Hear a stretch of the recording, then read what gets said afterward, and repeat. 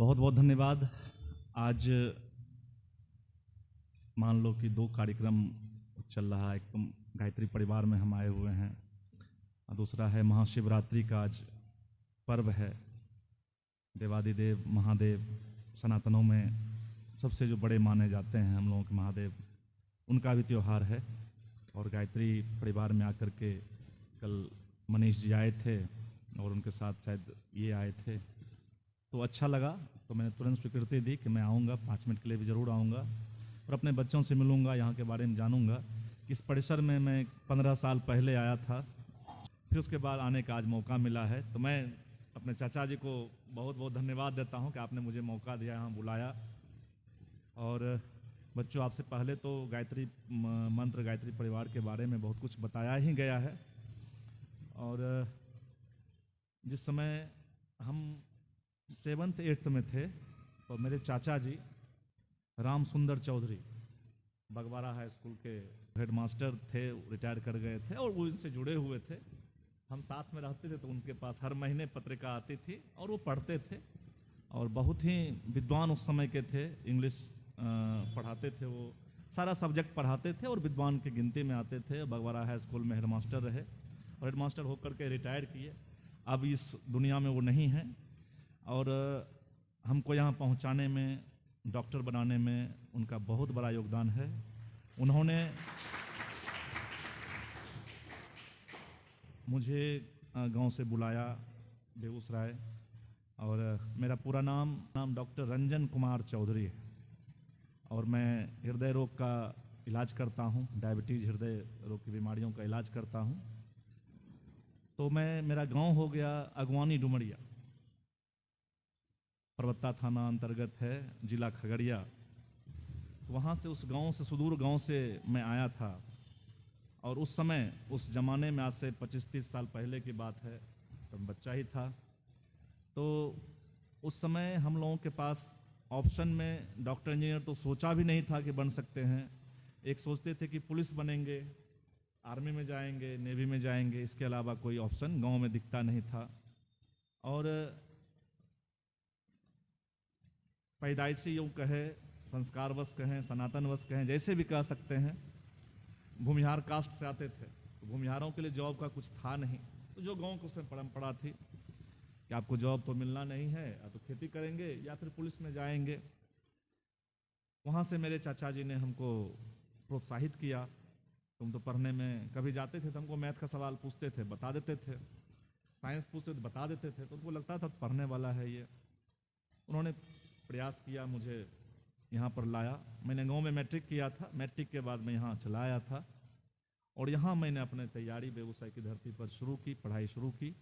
और आप सब लोगों की कृपा से, गुरुजनों के और परिवार, माता पिता, गुरु के आशीर्वाद से मैं डॉक्टर बना और यहीं रह करके मैं पढ़ाई करके, यहीं पर कोचिंग करके डॉक्टर बना मैं।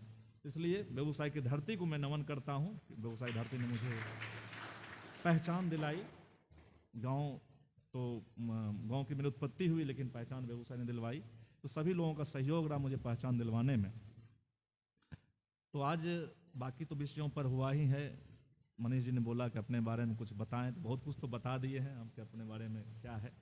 लेकिन आप जो बच्चे यहाँ बैठे हुए हैं, गायत्री परिवार से जुड़े हुए हैं, बताया है कि मंत्र जाप जरूर करना चाहिए। इससे ज़्यादा मैं नहीं बोलना चाहता हूँ। जीवन, देखिए, जीवन एक स्ट्रगल ही है।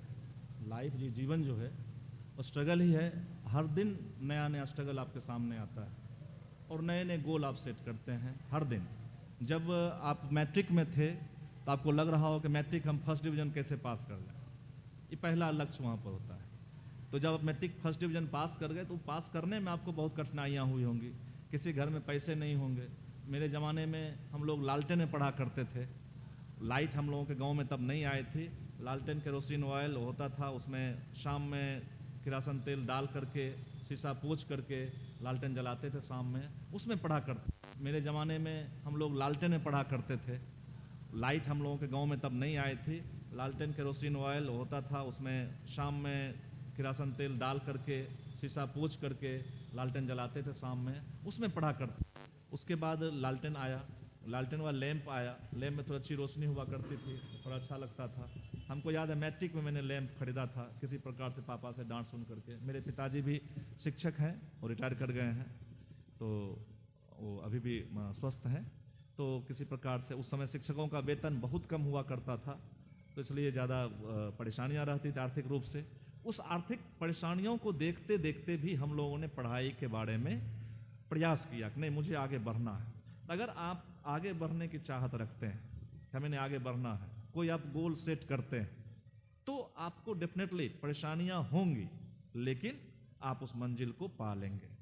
इसलिए कहा जाता है कि कोशिश करने वालों की कभी हार नहीं होती, और दरिया पर बैठ करके नौका पार नहीं होती, कोशिश करने वालों की हार नहीं होती। तो ये है। लेकिन परेशानियां जब आप मैट्रिक कर ली, अब इंटर की परेशानी बढ़ गई आपको। आजकल शिक्षा का स्तर हमारे बिहार में कहना दुर्भाग्य की बात लगती है, जितने स्कूल है उससे ज़्यादा कोचिंग हमारे बिहार में या भारत में खुले हुए हैं। कोचिंग खुलने का मतलब हुआ कि हम जो सरकारी स्कूल्स हैं वहाँ शिक्षा का स्तर बहुत गिर गया है, इसलिए लोग कोचिंग में जा रहे हैं पढ़ने के लिए। अन्यथा पढ़ने की जरूरत क्या थी, शिक्षा मंदिर में पढ़ाई हो ही रही थी, कोचिंग में जाने की क्या जरूरत थी। अपने स्कूलों में ऐसी क्या कमी हो जो कोचिंग पूरा कर रहा है, कुछ तो कमी होगी। शिक्षक वहाँ भी हैं, कोचिंग में भी शिक्षक हैं, कुछ ना कुछ तो गड़बड़ी हुई है। तो शिक्षा में बहुत ज़्यादा सुधार करने की ज़रूरत है। तो जब आप इंटर कर लेते हैं तब आपको लगता है कि अब कॉम्पिटिशन की तैयारी करनी है हमको। आप कोई चाहेंगे कि हम IAS की तैयारी करें, कोई BPSC की तैयारी करेगा, कोई मेडिकल करेगा, कोई इंजीनियरिंग करेगा, उसकी तैयारी कर रहे हैं, वहाँ भी आपको कठिनाइयाँ आना शुरू हो जाएंगी।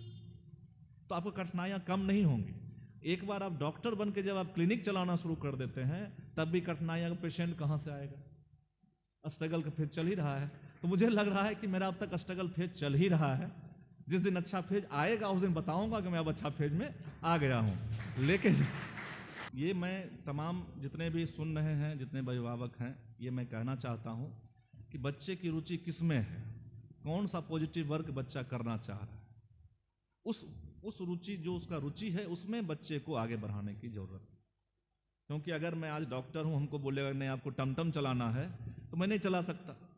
माँ बाप बोलेगा टमटम चलाओ, नहीं चला सकता। हल जो तो नहीं जोत सकता, क्योंकि जिसमें मेरी रुचि है। तो जिस बच्चे को रुचि है कि नहीं हमको फोटोग्राफी में जाना है, फोटोग्राफी हम अच्छा कर सकते हैं, हम अच्छा फुटबॉल खेल सकते हैं, उसको जरूर आगे जाना चाहिए। और ये सभी अभिभावकों के लिए है कि अब ऐसा कुछ नहीं, कोई एक प्रोफेशन बहुत अच्छा प्रोफेशन, क्योंकि अभी आप देख सकते हैं कि एक बगल का बच्चा है वैभव सूर्यवंशी, पूरे विश्व में अपना नाम कर लिया कि बच्चे ने, उसके माता पिता ने उसको क्रिकेट खेलने के लिए कहा, अपने खेलो। हुनर था बच्चे में, आगे बढ़ा। लेकिन ऐसा नहीं है कि अब हुनर है तो आप प्राप्त कर ही लोगे, ये 100% नहीं हो सकता है।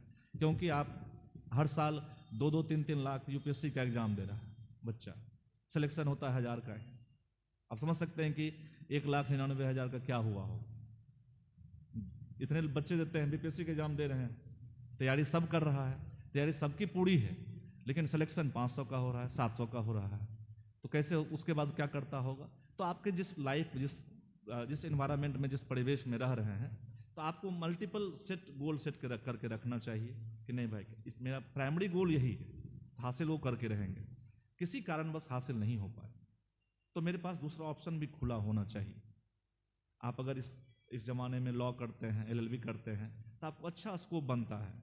इतने सारे जो खुल रहे हैं, डेवलपमेंट हो रहा है, सब में वकील की ज़रूरत पड़ती है, लॉयर की ज़रूरत पड़ती है, आपको उसमें बहुत अच्छा स्कोप मिलेगा।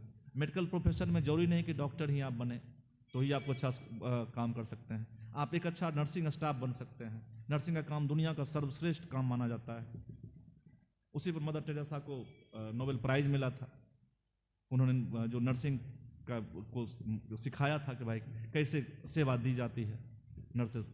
तो नर्सिंग बहुत अच्छा जॉब है, प्रोफेशन है। टेक्नीशियन बहुत अच्छा प्रोफेशन है। आप चाहते हैं तो दुनिया का सबसे अच्छा शिक्षक बन जाइए। शिक्षक से अच्छा कोई नहीं हो सकता है।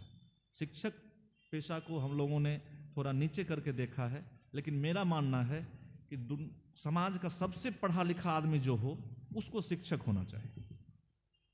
तब वो हमने अपने बच्चों को, हमारे बच्चों को अच्छी शिक्षा दे सकता है।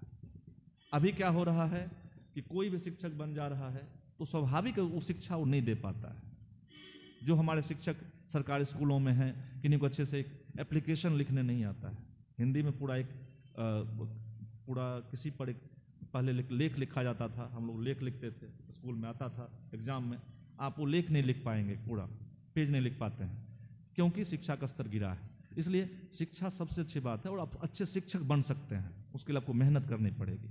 और किसी की बातों पर तुरंत भरोसा नहीं कर लेना है, कोई कुछ बोल दिया मान ले, उस तथ्य को समझना चाहिए वो क्या बोला। नहीं पहले कौवा कान लेके उड़ गया तो लोग कौवा के पीछे घूमने लगे, पहले कान देखेंगे। आपके पास किताब है, अपने किताब को दोस्त बनाइए, पढ़ने की आदत डालिए, किताब में लगे रहिए। और किताब सबसे अच्छी जगह है दोस्ती का। आप अगर किताब में पढ़ने लग जाइएगा तो आपको बहुत कुछ मिलेगा। आप जिस परिवार में बैठे हैं, यहाँ हर मंथ किताब आता है, उसको पढ़िए, देखिए क्या लिखा हुआ है।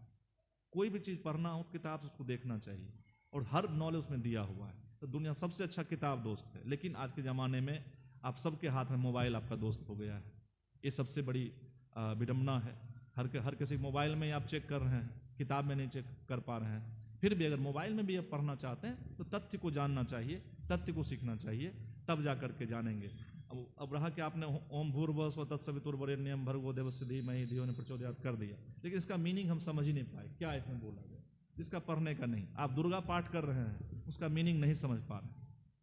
आप नमामि स्मशान निर्वाण रूपम पढ़ रहे हैं, उसका मीनिंग नहीं समझ पा रहे, लेकिन पढ़ तो रहे हैं।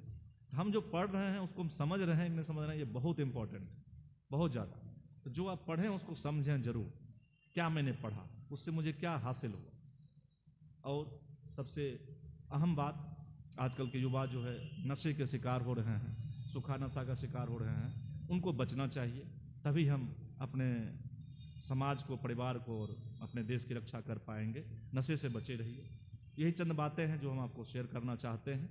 और मैं चाहता हूँ इस यहाँ जितने भी हैं उसमें से भी कोई डॉक्टर बने, कोई इंजीनियर बने, और उस समय मुझे बुलाएं तो मुझे बहुत खुशी मिलेगी कि मैंने कभी यहाँ पर आया था, मैंने अपनी बातें रखी थी, और आप उसमें से कुछ अच्छा काम करके डॉक्टर इंजीनियर बन करके यहाँ पर फिर से मुझे बुलाएगा तो मुझे बहुत अच्छा लगेगा। बहुत बहुत धन्यवाद।